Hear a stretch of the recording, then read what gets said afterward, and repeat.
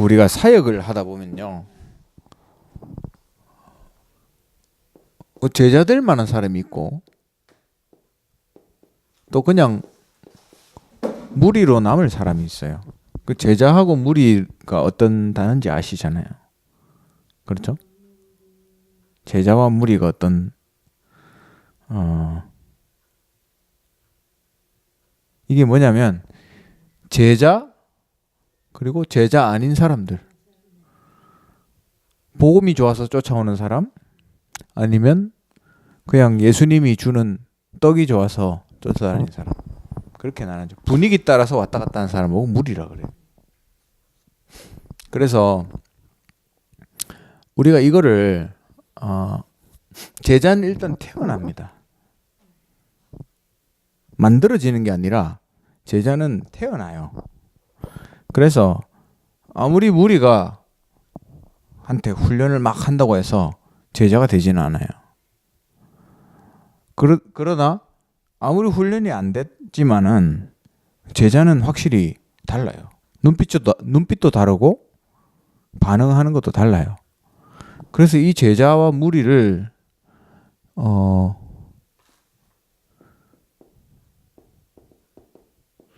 구분하는 게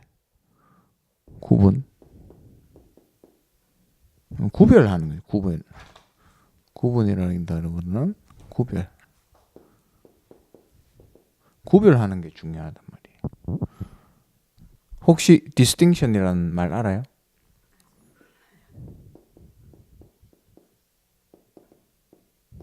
이거 차이예요. 나중에 한번 찾아보세요. 차별하고 구별하고 무슨 말인지 차이 알겠어요? 구별하는 거하고 차별하는 거하고. 이거는 부정적인 말이고, 이거는 그야말로 이렇게 나누는 거예요. 그래서 우리가 제자를 만날 수도 있고 무리를 만날 수도 있잖아요. 그럼 우리가 다락방을 하면 이 무리가 다락방을 할 수도 있잖아요. 그럼 이 사람한테 복음을 주지만 결국에는 제자가 될 사람이 아니기 때문에 하다가 그만하자고 할 수도 있고, 아니면 전도에는 아무 관심이 없고 그냥 내 힘든 거 계속 이야기하고 싶은 사람도 있고요. 그렇잖아요. 그리고 내가 너무 힘들어서 그냥 이 하나님 이 복음 들으면 그냥 마음이 편안해서 그거 위로 받으려고 계속 다락방 하는 사람들도 있어요. 그러니까 이게 명확해요. 제자냐 무리냐. 근데 이런 건 있어요. 이 사람이 아직 시간표가 안 돼서 제자로 안 서는 그런 건 있어요. 그건 이제 기다려줘야 되는 거죠. 언제 제자가 될지 모르기 때문에 기다려줘야 되는 거죠. 그래서 제자와 무리를 이렇게 구별할 수 있는 눈이 있어야 돼요. 그 말은 무리를 데리고 계속 한다고 해서 전도할 수 있는 제자가 되는 건 아니라는 말이에요. 그러면 우리가 다락방을 하면 여러 군데 다락방을 하다가 보면 대부분 사람이 이거예요. 많은 사람들 무리고 그 중에 한둘이 제자가 찾아진다니까요. 그러면 이 사람하고 다락방 하면요 굉장히 힘 빠져요. 못 알아듣고 막 다른 소리 하고 자꾸 이상한 거 막 해달라 그러고 막 오늘 왜 밥 안 사줘요 이런 것만 이야기하잖아요. 근데 제자는 그런 거 없어요. 이거 하다가 내 돈 쓰고 돈도 써야 되고 마음도 써야 되고 또 막 자꾸 이렇게 스트레스도 받거든요. 이 사람이 자꾸 이상한 소리 하니까 스트레스도 받아요. 근데 여기서 이렇게 한 거를 이 제자 사역하면요 이제 여기서 스트레스 받아서 여기서 풀리는 거예요. 사역자 입장에서는. 그래서 우리가 진짜 이 제자와 무리를 구별할 수 있는 눈이 있어야 되고, 내가 이 사람 데리고 열심히 한다고 제자가 되는 게 아니기 때문에 이거 하다가 낙심하거나 힘들 필요 없어요. 그냥 시간 되면 또 떠날 수도 있고, 그리고 혹시 이 사람이 위로 받을 거면 우리가 그냥 도와주는 차원에서 하면 되잖아요. 교회 안에도 똑같아요. 제자와 무리가 있습니다. 교회 안에서 이 무리들은 우리가 잘 해줘야 돼요. 마음도 써줘야 되고, 밥도 사주고, 이렇게 위로도 해주고. 근데 진짜 우리의 포커스는 여기에다가 맞춰야 돼요. 제자가 언젠가 전도운동 하는 날이 오거든요. 거기에 늘 내가 집중하고 훈련시키고. 근데 내가 이거 하다가 시간 뺏길 수도 있어요. 근데 주의할 것은 내가 이거 붙잡고 있는다고 이걸 할 시간이 없다. 그걸 하나님이 싫어하세요. 그게 무슨 말인지 알겠어요? 이 사람 어차피 계속해도 못 알아들을 사람이에요. 근데 그 4시간은 한정돼 있잖아요. 4시간은 어차피 얼마 없어요.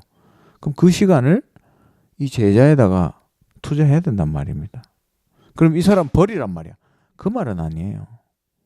이 사람도 하지만 내가 많은 무리를 만나게 되면 그 중에 그 시간표 안에 제자를 만나는 시간표가 온다니까요. 그렇죠? 이 눈을 가지고 있어라 이 말입니다. 그거 모르고 그냥 하면 하다가 이거 왜 안 되지? 이거 다 잘못, 이거 전도운동 이거 해도 안 되는 거네 이렇게 생각한다니까. 그렇지 않아요. 반드시 이 사람은 있고 그 중에 제자도 있다. 요 눈을 가지고 사역을 하셔야 됩니다. 그래서 우리가 이렇게 사역을 하는데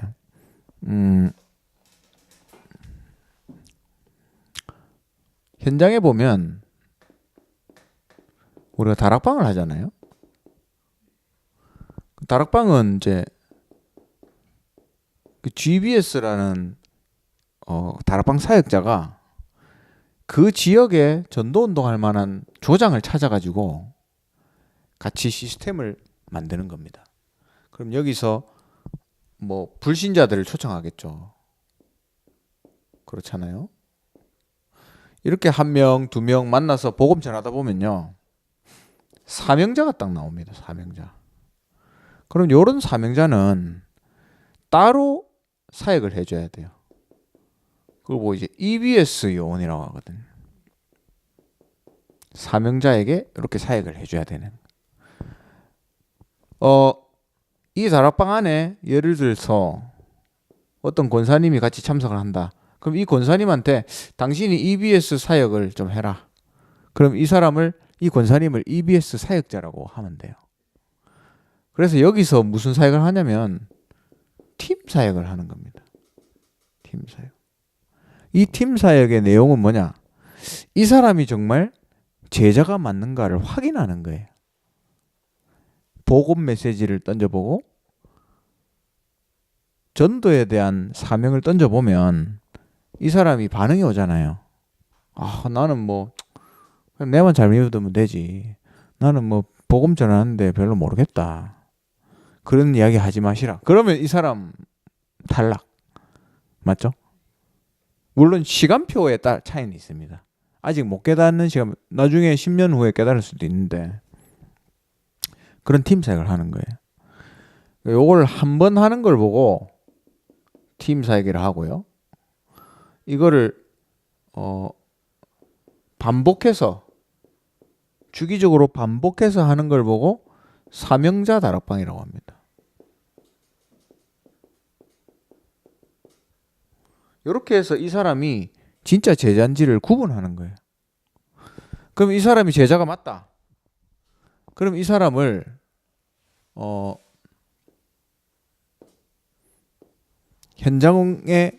현장을 책임질 사람으로 세우는 거죠. 어떤 현장? 전문교회.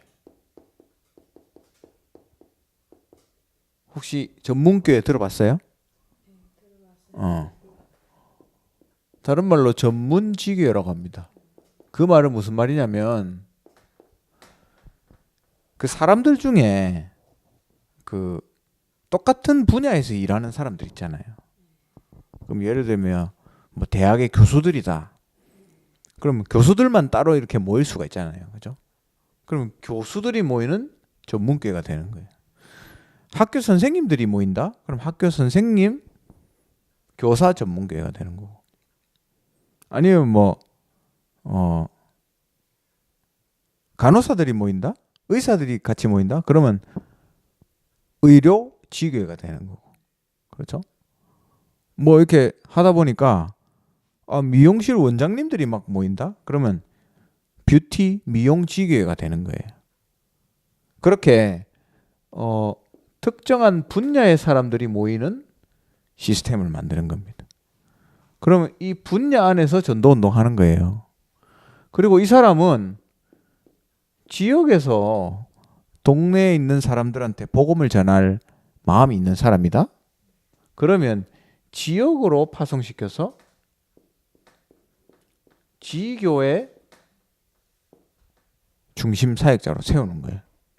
지교회를 책임질 사람으로. 책임. 요 사역을 보고 뭐라 하냐면 현장 팀 사역이라고 해요. 말이 좀 어렵죠. 그렇죠? 다락방에서 이제 써온 이런 단어들입니다. 그래도 이제 집사님은 이게 시스템을 아셔야 되니까 제가 이렇게 설명드리는 거예요. 그리고 우리가 다락방을 하다 보면요, 아까 전에 이런 사람들, 특정한 분야에 공통적으로 있는 사람들은 그 사람들만 모아서 따로 다락방을 해주는 게 중요해요. 그래야 말이 통하니까. 그런 사역, 그런 사람들 모아서 다락방 하는 사람을 TBS 요원이라고 합니다. 그리고 하다 보면 또 다락방이 또 생길 수 있잖아요. 다른 데서 또 뭐 해야 되겠다. 아니면 뭐 초등학생들이 많다. 여기 불신자 자녀들 중에 초등학생들이 많다. 그러면 얘들만 또 따로 모아서 다락방 해야 되잖아요. 그러면 또 다락방 사역자가 또 한 명 더 파송돼서 또 다락방을 해야 되는 거죠. 이해 가시죠? 그래서 여기 보면 조장도 있고 EBS도 있고 TBS도 있고 GBS도 있잖아요. 그러면 이런 사역자들을 요 사역을 할 수 있도록 세우는 훈련시키는 곳을 미션홈이라고 합니다. 요 미션홈에는 GBS 사역자, TBS 사역자, EBS 사역자, 조장 이런 사람들이 모이는 곳이에요. 그래서 훈련받습니다. 집이 있으면 제일 좋고요. 집이 없어도 특정한 장소에 모여서 훈련받는 곳이에요. 거기서 말씀, 기도, 전도, 포럼하고 삶에 대해서 자기 스케줄이잖아요. 그 삶에 대해서 점검받고 훈련받는 곳이에요. 그래서 이게 다락방, 팀사역, 미션홈, 전문교회, 지교회. 요게 이제 5가지 기초예요. 근데 중요한 거는 여기서 이렇게 중간에 보면 미션홈에서 팀사역, 사역이 있죠. 여기 중간에 있는 거는 사실 눈에 안 보이는 시스템이에요. 1번 다락방, 전문교회, 지교회는 실제로 이제 캠프하면서 불신자들 복음 전하는 거를 하는 거거든요. 그러니까 이 시스템에서는 열매가 나와요. 실질적인 불신자 열매가 나오는 곳입니다. 근데 요 2번, 3번 시스템은 훈련시키는 시스템이에요. 훈련. 여기서 훈련시켜서 요 사역을 할 수 있도록 서포트를 하는 거예요. 그 말이 무슨 말인지 아시겠어요?